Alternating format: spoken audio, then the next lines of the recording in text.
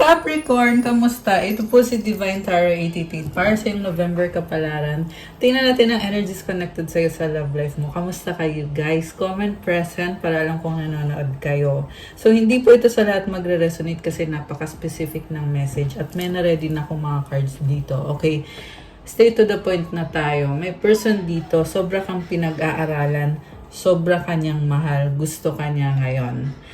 Also, this person is malihim siya, masekreto siya.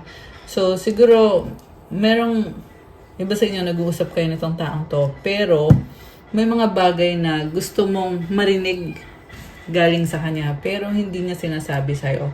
The reason kung bakit hindi niya sinasabi is because, feeling niya kasi, ina-attack mo siya eh. Parang feeling niya may kasalanan siya. At gusto niyang maging in control.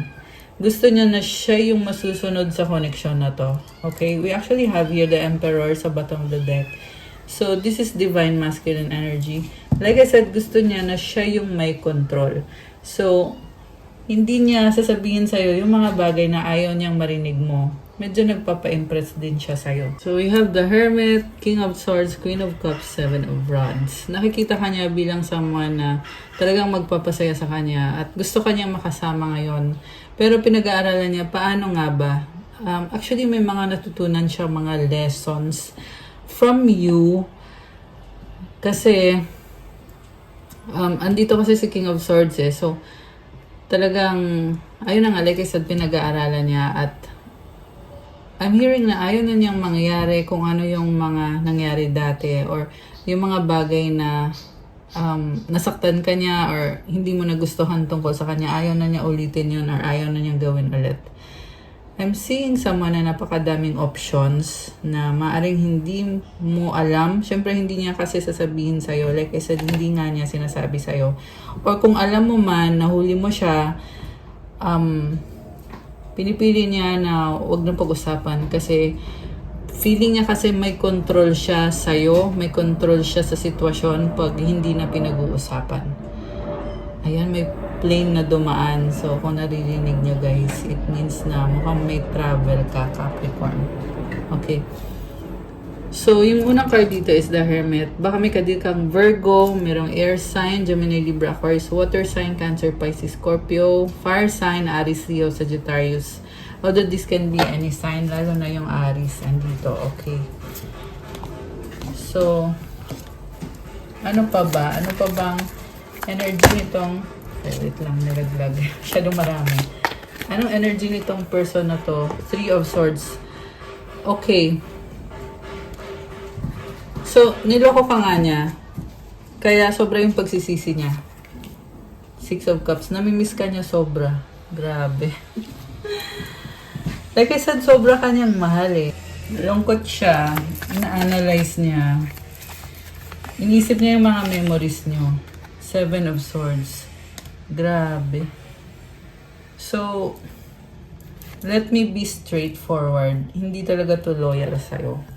Pero guys, hindi to sa lahat magre-resonate, okay? Pwede naman kayo magpa-private reading para ikaw mismo yung i-reading, one-on-one reading. Okay, pero for the purpose of this specific reading, Capricorn, nakikita ko dito hindi talaga siya loyal eh. Judgment. Mukhang alam mo na hindi siya loyal. Four of Pentacles. Kumakapit pa rin sa'yo. Feeling na kasi achievement niya na andyan ka sa buhay niya or nakilala ka niya. Also, nakikita ko yung energy mo naman, pinoprotektahan mo yung sarili mo sa taong ito. So, para kang nagtatago or mas gusto mong mag-isa. Knight of Rods sa bottom of the deck. And the Ten of Cups. Okay, so parang hindi mo alam kung anong gagawin mo, saan direksyon ka pupunta. Yung iba sa inyo guys, may family na kasi kayo nitong taong to. Yung iba naman wala pang family, pero feeling mo kasi itong taong to yung magbibigay ng happiness sa'yo. Although alam mo din naman na niloloko ka niya. Also, may lumabas dito na third party at hindi sila magkasundo. nitong taong kadil mo. Pero kahit hindi sila magkasundo, parang pinipilit na lang na mag-workout pa rin or sila pa rin. Parang pilit pinagpapatuloy yung relasyon nila, yung connection nila. Tingnan natin, ano pa ba mga energies connected dito sa connection na to? Okay, we have, oh my gosh, curse, hex, witchcraft, negative mind. Oh my gosh. Emotional storm, turmoil, unstable, affected. So, in-overthink ka niya, sobra ka niyang in-overanalyze. Meron din dito guys, na yung taong kadil niya ay ini-influensyahan yung mga desisyon niya, gumagawa ng black magic para makontrol niya itong taong to. Tapos, itong taong to ay sobrang emosyonal kasi nga naalala niya yung mga memories niyo at gusto niya mag-reach out sa'yo. Kaso lang, pinag-aaralan niya ng mabuti kung ano ba yung tamang gagawin niya or yung dapat niyang gawin. Okay. We have obsession. Okay, obsessed siya sa'yo. Secretly. Ayun, tinatago niya na obsessed siya sa'yo. Grabe. Infatuation, adoration, addiction, and you have divine masculine, young masculine energy. So, ibig sabihin, nakikita ka niya as someone na hinihil mo siya or ikaw yung nagdadala ng healing sa kanya, binibigyan mo ng direksyon yung buhay niya. Bitterness, resentment, anger, hurtful words. Oh, bakit galit na galit itong isang ito? Tingnan natin ah. Okay, we have intimacy, bonding, sensual, confiding, elusive, dishonesty, deception, trickery.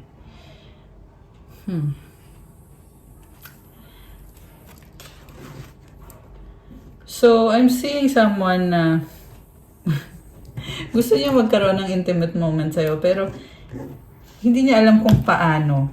Gusto niya kasi makuha yung loob mo. Yun yung paraan niya para makuha yung loob mo, which is panloloko yun actually.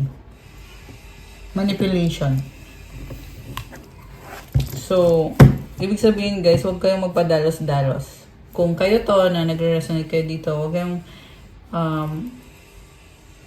huwag yung hayaan na i-manipulate lang kayo nitong taong to. Possibilities, free-spirited, adventure, risk. So, parang iniisip mo kasi na may chance. Pero sinasabi naman dito, wag na. Kasi nga, hindi nga kasi healthy yung energy. Open heart, receptive, empathy, vulnerable. So, don't let this person access you. Gusto niya kasi na buksan mo yung puso niyo mo para sa kanya. So, alisin ko muna to kasi gusto kong tingnan ano bang pinaka-intention niya sa'yo ngayon. Okay. Ayan. Okay. So, ito na. Intention. Anong intention niya sa'yo? Okay. Anong intention niya sa'yo? We have strength. So, ayun yung sabihin eh. Nagsastruggle siya pero tinitiis niya. What crosses this person is the 9 of Cups. Marami siyang obsession. Parang addict. So, hindi yun sa lahat magre-resonate, okay? Pero may nakita ko dito, parang addiction. May ganun. So, we have the Star and 8 of Rods. Wish ka niya, gusto ka niya makita, gusto niya mag-travel papunta sa'yo. We have Knight of Rods and the 6 of Cups. So, bottom of the deck is the Queen of Rods. Nag-adjust siya sa'yo. Kasi feeling niya kaya kanyang kumbinsihin. Feeling niya kailangan kanya. At magkakaroon kayo ng kasunduan. Malakas ang fire sign ngayon. Aries, Leo, Sagittarius. Merong Aquarius, water sign, Cancer, Pisces, or Scorpio. Ayan. So, fire sign tsaka water sign. Yan yung malalakas. Supportive energy is the Hermit, Queen of Swords. Okay, tingin niya sa'yo ngayon ay sobra kang harsh sa kanya or nakipaghiwalay ka na sa kanya, iniwanan mo na siya, kaya natatakot din siya sa'yo. So, kaya nananahimik na lang siya kasi feeling niya na hindi ka na niya kayang kumbinsihin or hindi niya kayang um, alam mo yun, hindi niya makuha yung loob mo. Okay, yun pala yung term. Ace of Rods and the outcome is the Three of Swords. Very, ano kasi to eh, sobrang player, sobrang manloloko itong taong to. And at the same time,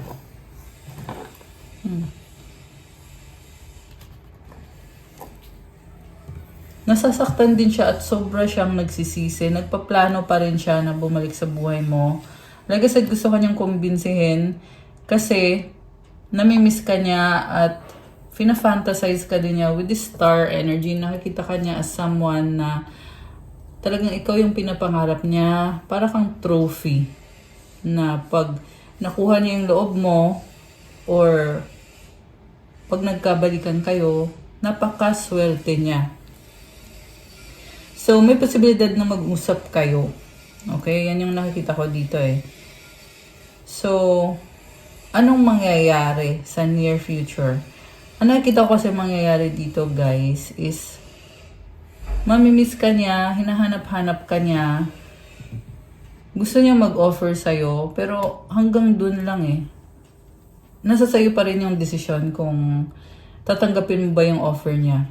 Okay? Kasi hindi ko din nakikita na magkakatuluyan kayo. In fact, nakikita ko nga na ganito lang yung sitwasyon nyo. Tapos, mamimiss ka lang niya, ganun lang. Kasi iniisip ka pa rin niya eh. May mga plano siya, pero hindi pa kasi siya sure. Hindi pa siya ganun ka-sure. So, hindi na lang niya sinasabi kung ano yung plano niya. So, ano ba? Ano bang plano niya? We have 6 of rods and the 10 of rods. Victory and success and control. Alam mo, plano niya dito, parang gusto niya na siya pa rin yung, siya yung sikat, siya yung masusunod, siya yung may control, siya yung tama. Ma-pride tong taong to. Nakakaloka siya. Ang lakas ng fire sign, Aries, Leo, Sagittarius. Okay, this is a strong person, kaya feeling niya, lahat kaya niyang makuha. Ikaw lang ata yung hindi. Kaya ayaw niyang malamangan. The Moon sa bottom of the deck. Secrets, illusions, King of Rods. Queen of Pentacles, Two of Rods. So, meron dito guys na may dalawang options at the reason kung bakit hindi siya makagalaw is dahil parang torn siya sa dalawang options niya. Okay? May kahati, ibig sabihin, may kahati ka sa kanya. Kaya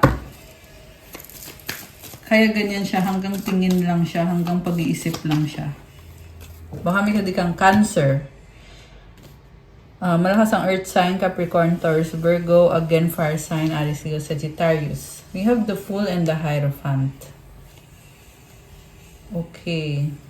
Grabe. Very manipulative yung nakakita ko. 6 of Pentacles. Okay, tinitimbang niya eh. Meron someone sa paligid mo na pwede tong the same person, pwede din tong karmic connection or another person na parang tinitimbang niya ano yung effort na ginawa niya. So, sasabihin niya sa'yo, alam mo ba, ginawa ko to para sa'yo. So, dapat ako yung masusunod dito. Ganon yung attitude na nakikita ko sa taong to. Knight of Pentacles, 9 of Rods. Sobra siyang frustrated kasi feeling niya, siya lahat gumagawa, effort siya ng effort, pero hindi naman binabalik sa kanya yung effort niya. Talagang umaasa itong taong to. Okay? Umaasa siya. So, I'm hearing also, sarado yung utak. Okay.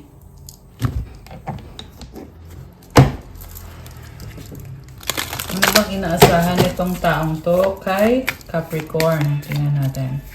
Ano bang inaasahan niya sa'yo? Spirit, your spirit is about to be sublimated. Reconciliation, learn to reconcile with yourself.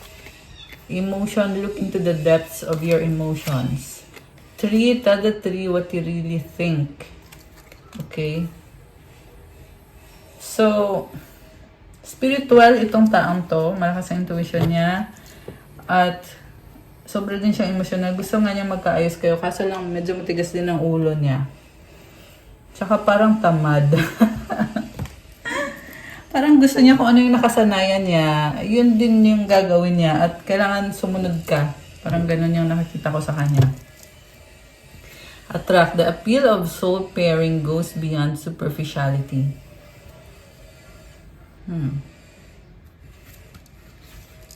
So, gusto ka niya, sobra siyang na-attract sa'yo, kaya gusto ka din niyang i-manipulate, gusto niyang sumunod ka sa kanya, pero parang ikaw, dinided mo siya, kaya nahihirapan siya. Nagsastruggle siya, nalulungkot siya. Grabe. Anong mga gusto niyang sabihin sa'yo, o yung mga energies, o mga feelings niya sa'yo? Tingnan natin. Gamitin natin tong oracle cards na ako mismo gumawa nito at nagsulat nito. So, tingnan natin na. Ano ba ang mga gusto niyang sabihin para kay Capricorn? Ano ba ang gustong sabihin ng person ni Capricorn? Nagmamadali, trying hard, hurt, healing. Okay. So, ito kasi parang pinipilit niya eh. Kaya din siya nasasaktan kasi gagawin niya lahat. Okay, misunderstanding, nagtatampo. Pwede din tong baliktad na pwedeng ikaw yung gumagawa ng lahat, pagod ka na, hurt ka na, tinatry mo mag-heal, nagtatampo ka, ikaw pa rin, I still love you. Ayan, pwedeng baliktad sa iba. Okay, may mga cross-watcher din ata nanonood. Dreaming of you, pangarap ka. Hinahanap-hanap ka nitong taong to, nakakaloka siya. So, ayan, nag-reverse. Please forgive me, sorry. Kisses. Umaapoy, love, passion, happy, babe. Okay, gusto ka niya. Strong, mahal pa rin kita. Okay. Crowded, magulo. Ano pa? Tumalikod, bye. So, for some of you guys, tinalikuran ka nitong person mo. Galit siya kasi feeling nga niya na siya lahat gumagawa, siya lahat nag-e-effort. So, nakapag-desisyon na siya na tatalikuran na niya itong connection na to at ayaw na niya. Ayan, nagno-no na siya dito. Ayoko na, parang ganun. Okay, nakakaloka siya. So, ito, pahinga, time out. So, gusto niya din ipahinga yung isip niya. So, dinededma ka nitong taong to. Pwedeng baliktad din naman. Pero sa nakita ko kasi, ito yung person mo eh. Friend zone, BFF, na nag-reverse. So, ano ngayon ang paparating para kay Capricorn at sa person na ito? Anong paparating? Tingnan natin. Uy, tumalon. We have sexuality. Someone is still figuring themselves out. Challenges na nag-reverse. Make a decision. Work on inner healing. Talagang sinusubok yung connection ninyo, guys. So, Capricorn, parang ikaw yung ano dito. Ikaw yung lumalabas na may kasalanan. Yeah. Although, itong person na to ay napaka-controlling. So, guardian, a lost loved one watches over you. Ay, lumipad. Okay, ano to? Open up your heart. It will help you attract more love. Confessions. Hindi naman pala reverse. Baliktad lang to. Okay. Someone has to tell you something. May nagchichismis, pinagchichismisan ka. Oh my gosh. Okay. Ano tong sinichismis? Patience. There's a few more months. Good things come to those who wait. So, be patient. Mukhang meron kang blessing na paparating para sa'yo. Hayaan mo yung mga nagchichismis na yan kasi wala silang magagawa kung may blessings na paparating. Ayun, medyo naiinggit kasi. Hindi lang medyo talaga. Talagang naiinggit. Okay.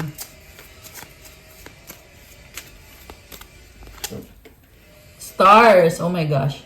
So, you have a blessing coming in. With this stars na card, this is a wish granted. Comment, claim wish granted. Rider. Okay. May travel ka. Parang, in-enjoy mo lang yung life. Hindi mo Hindi mo minamadali or hindi mo, kumbaga parang chill ka lang. Clover, ayan, swerte. So, this is a good card. Crossroads, kailangan magdesisyon. Okay, tungkol saan naman tong crossroads?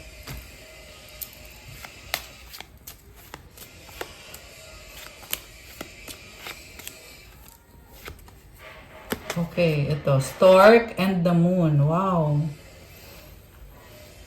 Alam mo, nakikita ko dito, sobra kang happy. Yung happiness mo sobra-sobra. Ayan. So, kung ano man yan, mukhang magandang balita yan. So, congrats. Bouquet. Wow, guys. Parang pa-congratulations nga ito. Ayan, sun card sa ilalim. You have a lot of positive energy coming in for you, Capricorn. Hindi man yan mangyari ngayong buwan na to, pero definitely paparating ito para sa'yo. Pwede kasi yan within the next 3 months or 6 months. Ganda ng energy. Anong message galing sa mga angels mo? Tingnan natin. Oh, wow! 888 abundance. Blessings are here and more are on the way. Let yourself feel the abundant flow of prosperity that is all around you. As you stand in your highest self, you attract all that you once were seeking. Giving is always the doorway to success. Okay, comment 888 to claim this and comment claim abundance. At i-comment nyo din yung affirmation, the more good I do in the world, the more abundant my life grows. I radiate an energy of loving kindness. So, enjoy mo yung blessings at yung flow ng prosperity at marami pa ang papasok pang blessings. I love it! Okay, isa pa nga. One more message for Capricorn. 1111 intuition. Trust in yourself. Your inner whisper is working hard to let you know that it's guiding you. Listen in. What is it saying? Feel it. Where is it telling you to go next? See it. Close your eyes and allow. Trust the path you are on. So, magtiwala ka daw sa intuition mo at magtiwala ka sa landas mo ngayon. Kasi ginaguide ka ng mga angels mo. Basta mag-meditate ka at gamitin mo yun as guide kung anong dapat mong gawin. Affirmation, my intuition speaks to me and I listen. I trust that all things are happening for a purpose. Ayan, guys. So, may purpose lahat. So, comment 1111 to claim this beautiful energy.